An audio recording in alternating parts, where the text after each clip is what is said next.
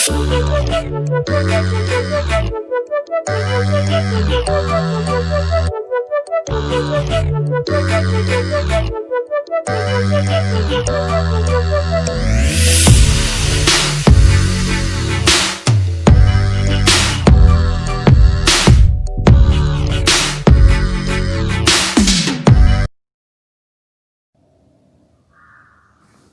Students, national inter college की तरफ से संचालित ऑनलाइन क्लासेस में मैं देवेंद्र त्रिपाठी आप सभी का एक बार फिर से बहुत बहुत स्वागत करता हूं। आप सभी को मैं जो चैप्टर पढ़ा रहा हूं वो एप्लीकेशन ऑफ डेरिवेटिव है, जिसमें हम लोग इस समय पर अप्रॉक्सीमेशन की चर्चा कर रहे थे। अप्रॉक्सीमेशन में मैंने 3 क्वेश्चन आपको कंप्लीट कराए थे, जहां पर हम लोग ऐसी संख्याओं का वर्गमूल निकाल रहे थे जो एक पूर्ण वर्ग संख्याएं नहीं थी, जैसे 26 का वर्गमूल निकालना या 27 का वर्गमूल निकालना या 29 का घनमूल निकालना। ये सारी चीज़ें हम लोग सीख चुके थे। और अगर कोई हमें एक बहुपदीय फलन f(x) दिया गया होता था, 4x² + 5x + 3 इस तरीके का कोई बहुपदीय फलन दिया होता था, तो वहाँ पर हम x का कोई डेसिमल नंबर रखकर और हम लोग वैल्यू निकालना सीख चुके हैं। आज स्टूडेंट्स हम लोग इसी टॉपिक में अप्रॉक्सीमेशन में ही कुछ लैंग्वेज बेस्ड क्वेश्चंस के साथ में आए हैं। आप समझिएगा कि ये क्वेश्चंस किस तरीके से हम लोग सॉल्व करेंगे। जैसे एक क्वेश्चन यहाँ पर दिया गया है कि x मीटर भुजा वाले घन की भुजा में 1% की वृद्धि के कारण घन के आयतन में होने वाला सन्निकट परिवर्तन ज्ञात करो। अब क्वेश्चन को आप समझिएगा कि अगर हम एक घन हमारे पास कोई है, तो अगर हम इस घन की भुजा में 1% की वृद्धि कर दें, अगर पहले एक एग्जांपल के तौर पर आप समझ सकते हो कि अगर पहले उसकी भुजा 100 सेंटीमीटर है, तो 1% की वृद्धि होने के बाद उसकी जो भुजा होगी वो 101 सेंटीमीटर हो जाएगी। तो जब हमारी घन की भुजा में ये परिवर्तन होगा, तो निश्चित रूप से घन के आयतन में भी परिवर्तन जरूर होगा। हमें उसी आयतन में जो परिवर्तन है उसको ज्ञात करना है। हमारा क्या फार्मूला रहेगा, आप ध्यान से समझिएगा। सबसे पहली जो एक्सरसाइज आपने इस चैप्टर में पढ़ी थी एप्लीकेशन ऑफ डेरिवेटिव में, जहां पर हम लोगों ने rate of change of quantities हमने वहां पर देखी थी कि राशियों में परिवर्तन की दर, तो वही मेथड यहां पर हम लोग लगाएंगे, सेम टू सेम। समझिएगा कैसे। तो सबसे पहले घन की बात की जा रही है, तो घन की भुजा हमें दी गई है, तो हम लोग लिखेंगे घन की भुजा बराबर x मीटर। तो घन का आयतन कितना हो जाएगा, घन का जो आयतन होगा v बराबर वो हो जाएगा x³ मीटर क्यूब। अब हमको आयतन में परिवर्तन निकालना है, तो सबसे पहले आप इसको डिफरेंशिएट करेंगे। इसका मतलब हुआ कि हम लोग निकालेंगे dv/dx। स्टूडेंट्स, x की पावर अगर n होता है तो उसका जो डिफरेंशिएशन होता है वो nx की पावर n-1 होता है। तो x³ अगर दिया गया है तो इसका डिफरेंशिएशन कितना होगा, 3x²। अब इसके बाद में जो हमें आयतन में सन्निकट परिवर्तन ज्ञात करना है, इसका मतलब हमको डेल्टा v निकालना है। तो डेल्टा v स्टूडेंट्स क्या होगा, dv/dx इंटू डेल्टा x। ये चीज आपको ध्यान रखनी है।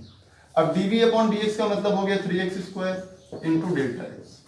अब यहां पर जो 1% की वृद्धि हुई है हमारी भुजा में, तो आप समझेंगे यहां से कि जो डेल्टा x होगा वो x का 1% होगा, x का 1%।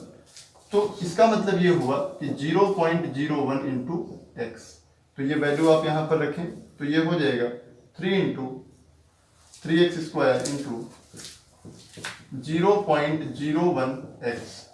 मल्टीप्लाई करेंगे तो ये हो जाएगा 0.03 इंटू x³।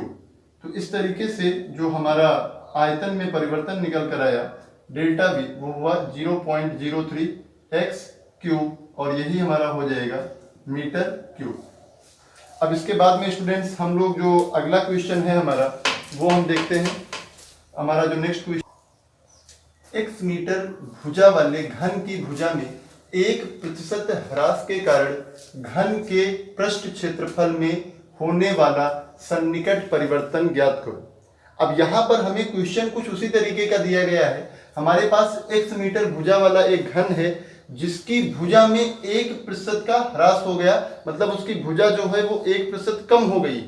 अब अगर भुजा हमारी 1% कम होगी, जैसे हमने स्टार्टिंग में आपको बताया था पहले क्वेश्चन में कि अगर पहले हमारी भुजा 100 मीटर है, जैसे यहाँ पर x मीटर दिया गया है, उसी तरीके से अगर पहले हमारी भुजा 100 मीटर थी तो 100 का अगर हम 1% कम करेंगे तो अब ये कितना बचेगा, 99 मीटर। पहले क्या हुआ था, 101 मीटर, क्योंकि तब वहां पर 1% वृद्धि हो रही थी, यहाँ पर 1% ह्रास होगा तो ये हो जाएगा 99 मीटर।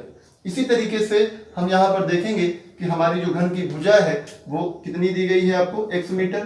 तो हमने क्या लिखा, माना नहीं क्योंकि ये चीज हमें दी गई है, तो यहाँ पर जो घन की भुजा है वो हमें कितनी दी गई है स्टूडेंट्स, x मीटर।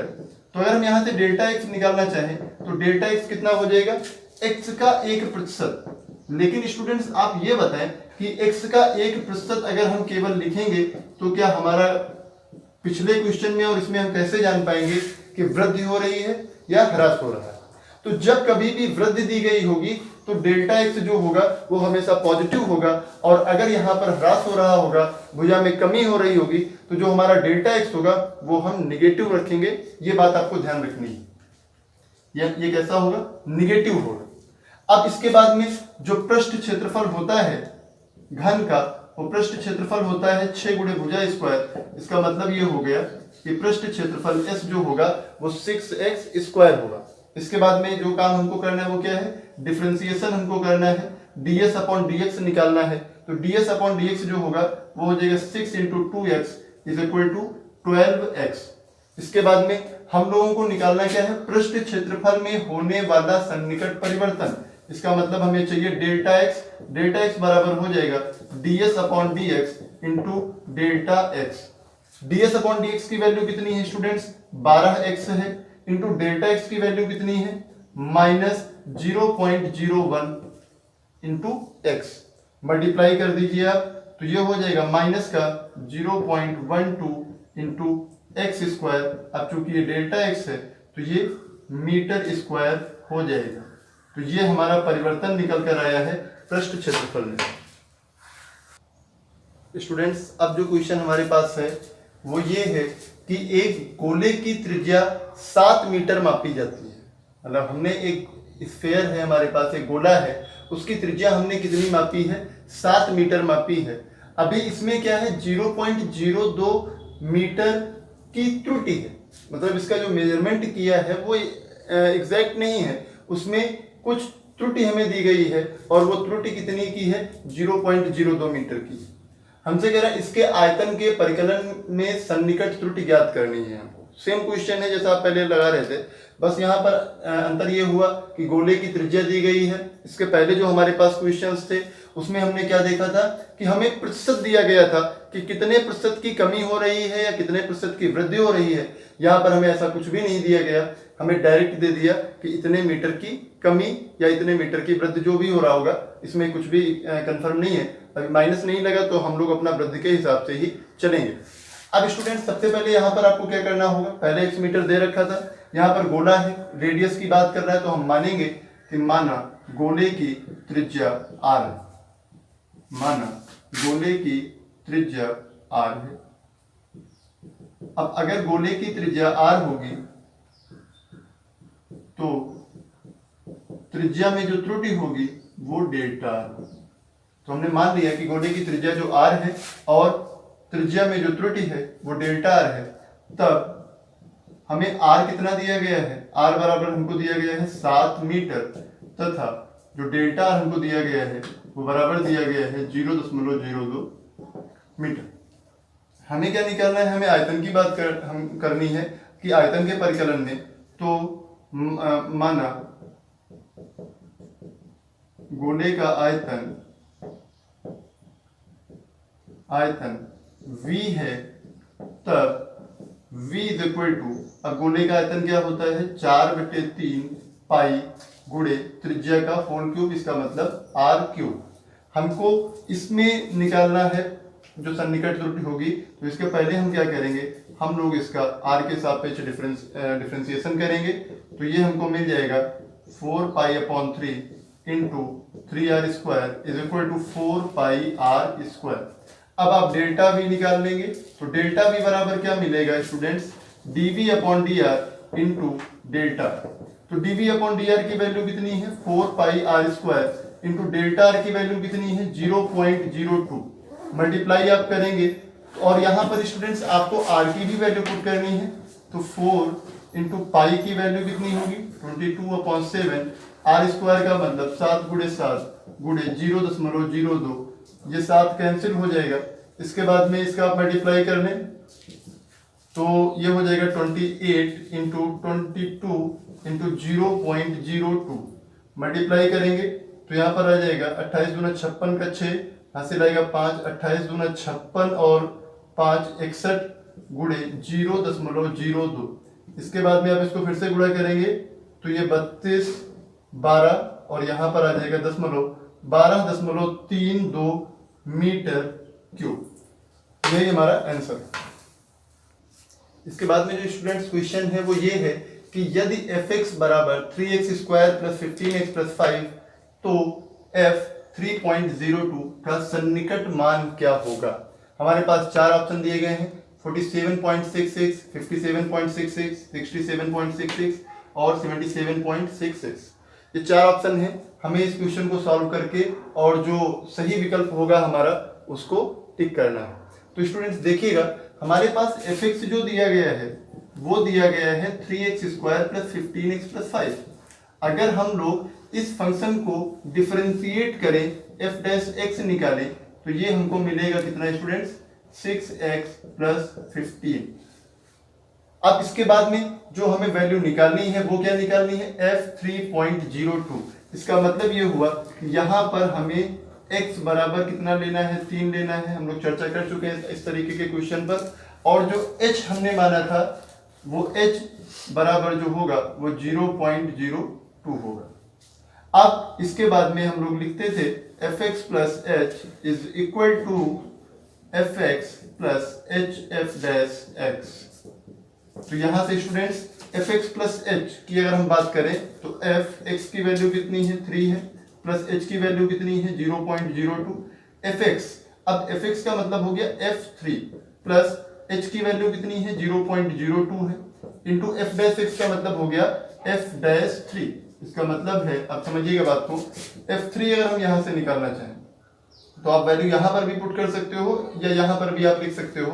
मैं आपको यहीं पे लिख के दिखा दूं कि अगर हम यहाँ से f3 निकालना चाहेंगे तो क्या मिलेगा 3 into 3 square plus 15 into 3 plus 5। तो ये हमको मिल जाएगा 9 into 3 27 plus 50 is equal to 77। तो ये हमको मिल गई वैल्यू प्लस ये हो गया 0.02 इंटू एफ डैश 3 की वैल्यू निकालनी है, मतलब हमको इसमें 3 रखना है।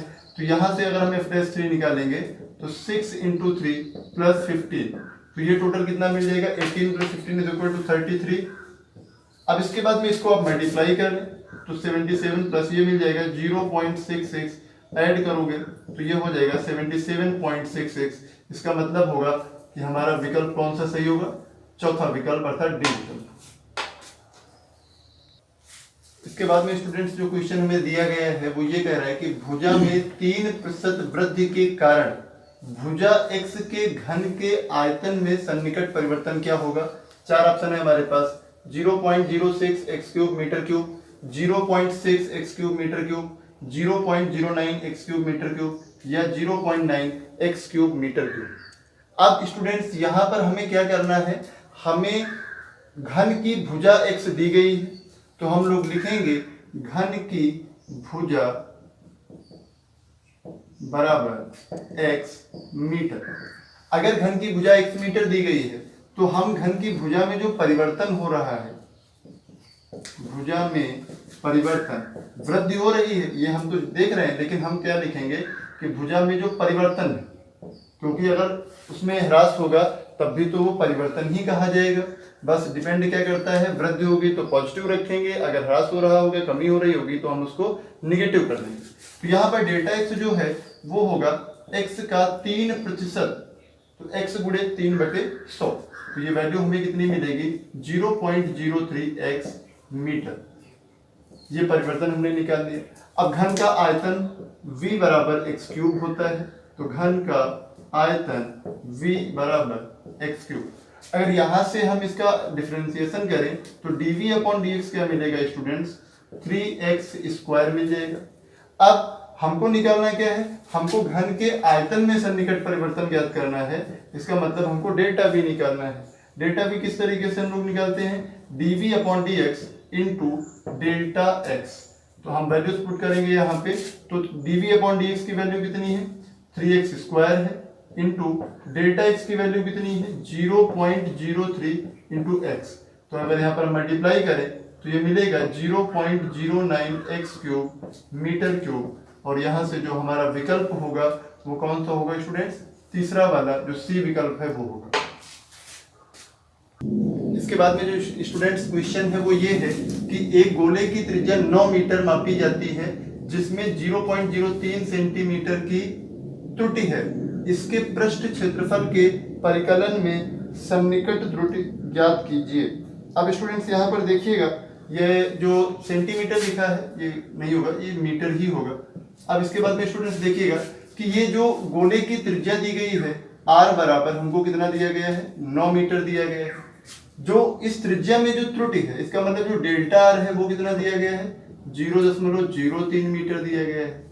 हमको निकालना क्या है, पृष्ठ क्षेत्रफल। तो सबसे पहली चीज तो आप मेंसुरेशन के जितने भी फार्मूले हैं वो सारे फार्मूले आप याद कर लीजिए, क्योंकि आप परिवर्तन तभी निकाल पाएंगे जब आपको फार्मूला पता हो। तो गोले का जो पृष्ठ क्षेत्रफल होता है वो क्या होता है स्टूडेंट्स, गोले का पृष्ठ क्षेत्रफल जो होगा, पृष्ठ क्षेत्रफल S बराबर कितना होगा, 4 पाई r स्क्वायर। तो यहाँ से अगर हम इसको डिफरेंशिएट करें, इसमें ds अपॉन dr हम निकालना चाहें तो वो हमको मिल जाएगा 8 पाई r। हमको क्या चाहिए, हमको पृष्ठ क्षेत्रफल में परिवर्तन चाहिए, डेल्टा s चाहिए। तो डेल्टा s बराबर क्या होगा, ds upon dr into delta r। ds upon dr की वैल्यू क्या होगी, 8 पाई r इंटू डेल्टा r की वैल्यू क्या है, 0.03। इसके बाद में 8 इंटू पाई इंटू r की वैल्यू कितनी है, 9 है, इंटू 0.03 मल्टीप्लाई करें 72 पाई इंटू 0.03। तो यहाँ पर होगा 3 to the 6, तो ये हो गया 21.6 पाई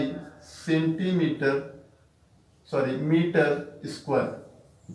और यही क्या होगा स्टूडेंट्स, हमारा आंसर होगा। स्टूडेंट्स ये इस वीडियो में जो हमारा टॉपिक था वो वाइंड अप हुआ, अप्रोक्सीमेशन हमने कंप्लीट कर लिया है। नेक्स्ट जो वीडियो होगा हमारा वो उच्चतम और निम्नतम मान पर हम लोग चर्चा करेंगे। इस वीडियो को आप लोग देखिएगा, अगर कोई चीज़ नहीं समझ में आती है तो आप इसको रिपीट करके फिर से देखिएगा। मेरा विश्वास है कि आपको सभी क्वेश्चंस अच्छी तरीके से समझ में आएंगे। लेकिन अगर फिर भी आपको कोई प्रॉब्लम होती है, कोई क्वेश्चन आपको समझ में नहीं आता है या कोई लाइन आपको क्वेश्चन में समझ में नहीं आती है तो उसको आप कमेंट बॉक्स में विद टाइमिंग आप डाल दीजिएगा, मैं उस चीज़ को दोबारा बता दूंगा। और इस चैनल को आप लोग सब्सक्राइब कर लें, वीडियो को लाइक कर लें, और अगर कोई प्रॉब्लम है तो कमेंट बॉक्स में आप उसको लिखकर हमें बता दें। धन्यवाद।